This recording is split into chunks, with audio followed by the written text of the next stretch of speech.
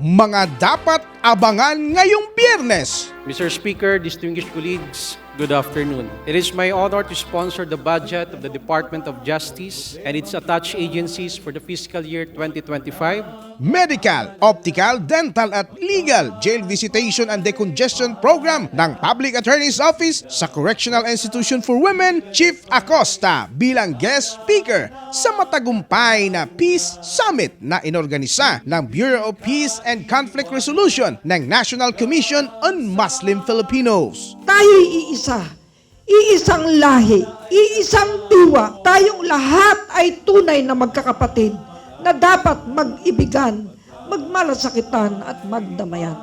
At iba pang mahalagang kaganapan sa ating tanggapan. Ikaw ba ay may problemang legal? May katanungan o nais maliwanagan patungkol sa kung ano ang sinasabi ng ating batas? Nais malaman ang kasalukuyan at ang mga mahalagang pangyayari at isyu ng lipunan? Mga kababayan, para po sa inyo ang programang ito.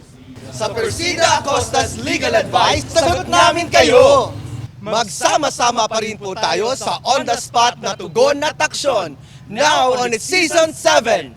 Libre at walang bayad. #PodCast!